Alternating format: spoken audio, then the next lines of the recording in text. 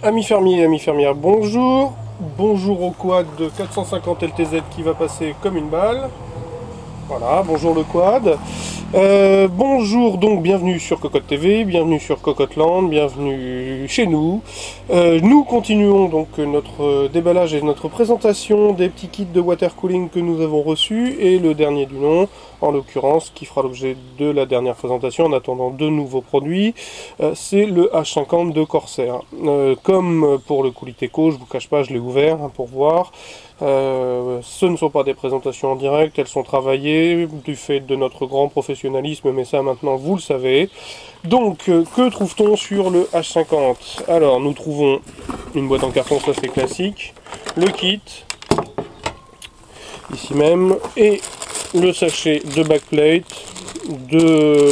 d'attache circulaire, puisque vous le verrez, ce modèle n'est pas sans rappeler le culeur, voire franchement pas du tout, et le petit sachet de visserie, pas de manuel, j'ai dû l'égarer, je vous le cache pas. Voilà, alors que trouve-t-on? Bah évidemment un radiateur avec un ventilateur de 120 mm pour une fois, et ça c'est le petit plus Corsair, protégé par une grille chromée. Moi j'apprécie pas particulièrement la grille chromée, merci le voisin pour le débroussailleur décidément. En l'occurrence donc un petit radiateur de 120 par 120, particulièrement bien fini, relativement bien fini, pardon, j'en perds mes mots, excusez-moi. Donc le même système que sur le Coolite, à savoir des tuyaux gainés d'un ressort métallique, c'est très rigide, c'est pas très pratique, pardon. À ce propos, justement, ce que propose le Kühler avec ses tuyaux souples, c'est bien plus adapté, enfin c'est plus facile à manipuler à l'intérieur de la tour, voilà.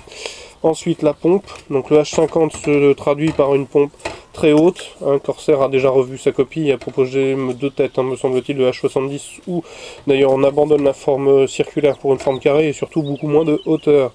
Donc le même système d'accroche que le Kühler, puisque c'est ni plus ni moins que son petit frère, avec cette roue crantée qu'on vient fixer dans l'attache, on tourne et ensuite on resserre. Donc en dessous, bien entendu, la surface de contact en cuivre, le tout maintenu par un certain nombre de vis cruciformes, la pompe maintenue par des vis cruciformes, le capot en plastique, avec le rappel Corsair et les petites voiles qui vont bien.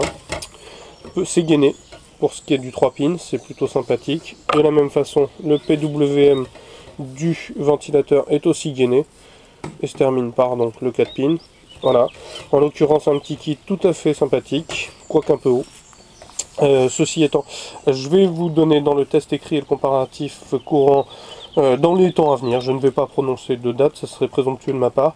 Je vais vous proposer donc le comparatif de ces trois kits en attendant de nouveau si les constructeurs daignent me les envoyer. Voilà, donc à très bientôt sur Cocotte TV, sur Cocotte Land. Au revoir.